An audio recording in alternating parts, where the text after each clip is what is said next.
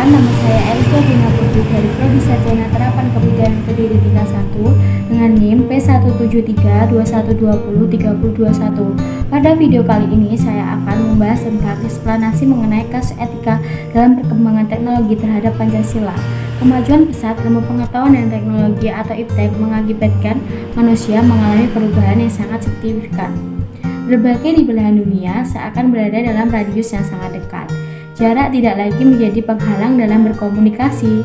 Berbagai teknologi canggih yang bertujuan untuk memudahkan segala urusan manusia telah ditemukan dan dikembangkan untuk dipakai oleh masyarakat luas. Perkembangan teknologi digital telah menginstruksi berbagai aktivitas manusia dan tidak hanya sebagai mesin penggerak ekonomi, namun juga termasuk bidang iptek dan pendidikan tinggi. Menurut Maimunah tahun 2018, pengembangan iptek tidak dapat terlepas dari situasi yang melingkupinya. Hal ini berarti bahwa iptek selalu berkembang dalam suatu ruang budaya. Pada gilirannya, perkembangan iptek akan bersentuhan dengan nilai-nilai ideologi bangsa, yang di dalamnya termasuk nilai agama dan budaya, sehingga iptek perlu mempertimbangkan nilai-nilai ideologi bangsa dalam pengembangannya agar tidak merugikan masyarakat.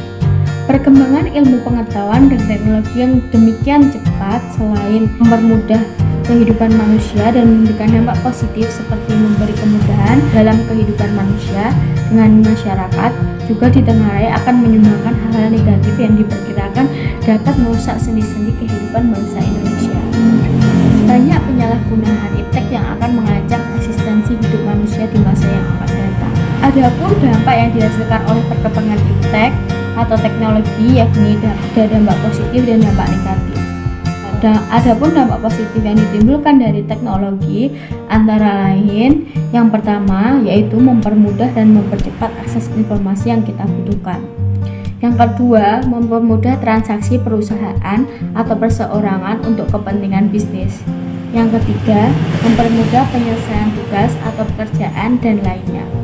Adapun dampak negatif yang dapat ditimbulkan dari teknologi antara lain yang pertama yaitu isu SARA. SARA adalah suku, agama, ras, dan antar golongan.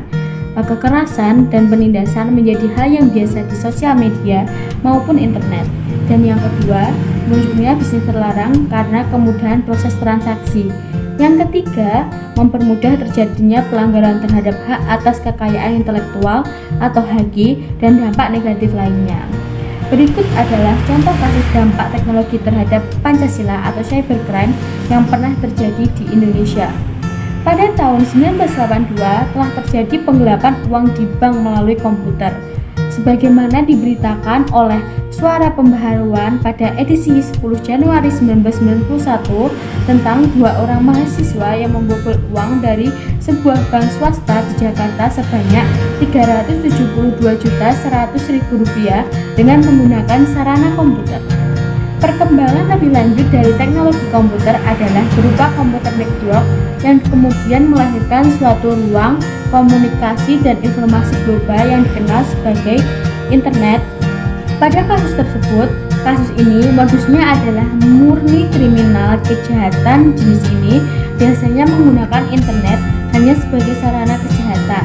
Penyelesaiannya karena kejahatan ini termasuk penggelapan uang pada bank dengan menggunakan komputer sebagai alat melakukan kejahatan sesuai dengan undang-undang yang ada di Indonesia, maka orang tersebut diancam dengan pasal 362 KUHP atau pasal 378 KUHP tergantung dari modus perbuatan yang dilakukannya. Analisis kasus dampak teknologi terhadap Pancasila atau cybercrime yang pernah terjadi di Indonesia ini yaitu berbagai motif kejahatan cybercrime yang terjadi di masyarakat dapat dikelompokkan dalam 2 bagian.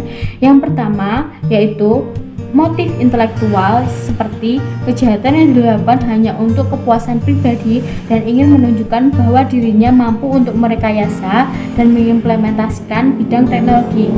Dan yang kedua, bermotif ekonomi, politik, dan kriminal, yaitu kejahatan yang dilakukan untuk keuntungan individual atau kelompok tertentu yang memicu kerugian secara politik dan ekonomi pada pihak lain.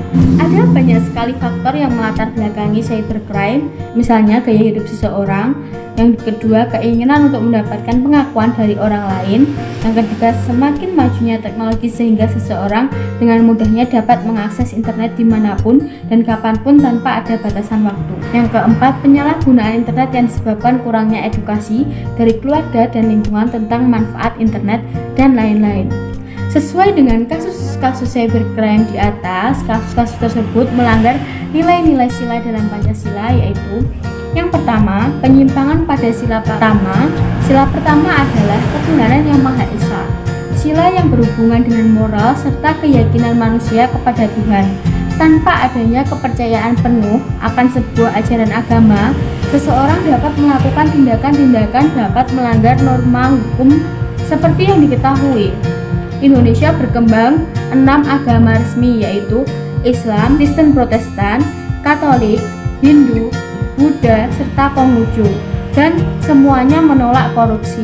Penolakan hadir disebabkan perilaku korupsi atau penggelapan uang, penerimaan uang, dan sebagainya. Sangat berlawanan dengan semangat manusia yang memiliki Tuhan dalam hidupnya. Secara nyata, koruptor melakukan adanya tindakan yang merugikan orang lain dan perbuatan dosa kelak yang akan mendapatkan pembalasannya. Tindakan pidana korupsi juga merupakan bahwa Tuhan yang Maha Esa itu maha melihat segala perbuatan hambanya. Dalam kasus pertama, yaitu pembobolan uang oleh 2 orang mahasiswa dari sebuah bank swasta di Jakarta sebanyak Rp372.100.000 dengan menggunakan sarana komputer dan dinyatakan sebagai penggelapan dana, hal ini termasuk melanggar sila pertama. Dan yang kedua, penyimpangan pada sila kedua, kemanusiaan yang adil dan beradab. Sila ini menegaskan tindakan korupsi mengabaikan pengakuan persamaan derajat saling mencintai, sikap tenggang rasa, membela kebenaran dan keadilan. Seseorang yang melakukan korupsi atau penggelapan uang, penerimaan uang, dan lain sebagainya tidak merasa atau tidak memiliki rasa keadilan dan keadaban, sebab hak yang seharusnya dimiliki rakyat diambil secara sepihak untuk kepentingan pribadinya. Dalam kasus pertama, yaitu pembobolan uang oleh 2 orang mahasiswa dari sebuah bank swasta di Jakarta sebanyak Rp372.100.000 dengan menggunakan sarana komputer dan dinyatakan sebagai penggelapan dana, hal ini termasuk melanggar sila kedua. Dan yang ketiga, penyimpangan pada sila ketiga, yaitu Persatuan Indonesia. Seseorang yang melakukan korupsi atau penggelapan uang, penerimaan uang, dan lain sebagainya mementingkan nafsu dan urusan pribadinya saja, mengabaikan betapa kesalahan yang diperbuatnya merusak sendi-sendi kehidupan perekonomian, pembangunan sosial, melemahkan budaya positif di masyarakat, dan melunturkan rasa kecintaan kepada bangsa dan negara.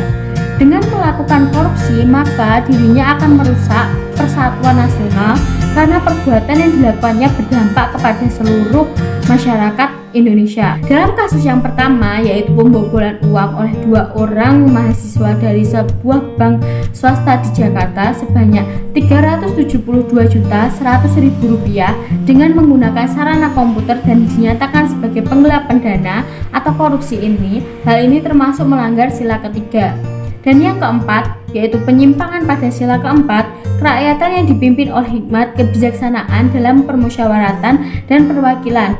Dengan melakukan tindakan korupsi, berarti kita juga telah melanggar sila keempat ini, karena sila ini mengandung makna untuk bermusyawarah dalam melakukan dan menentukan segala sesuatu agar tercapainya keputusan bersama yang berdampak baik bagi Indonesia. Tetapi dengan korupsi itu sama saja telah melakukan tindakan dengan keputusan sendiri, dan hal itu tidak baik, karena dalam menentukan dan melakukan segala sesuatu haruslah berdasarkan keputusan bersama, karena Indonesia sangat menjunjung tinggi musyawarah. Jika melakukan tindakan korupsi, berarti sama saja kita telah meremehkan kekuatan musyawarah, dan hal itu akan membuat negara menjadi terpecah belah. Dalam kasus pertama, yaitu pembobolan uang oleh 2 orang mahasiswa dari sebuah bank swasta di Jakarta sebanyak Rp372.100.000 dengan menggunakan sarana komputer dan dinyatakan sebagai penggelapan dana atau korupsi ini, hal ini termasuk melanggar sila keempat.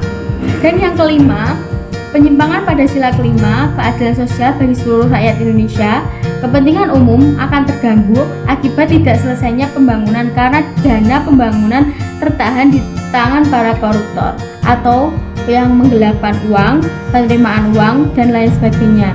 Kemajuan pembangunan yang merata akan kesempatan menikmati keadilan sosial hingga sudah ketika banyak sekali agenda pembangunan tidak berjalan sesuai dengan harapan. Dengan adanya korupsi berarti telah melakukan tindakan yang melenceng dari sila ini, karena sila ini memiliki makna yaitu adil terhadap sesama dan menghormati setiap hak-hak yang dimiliki oleh masyarakat Indonesia.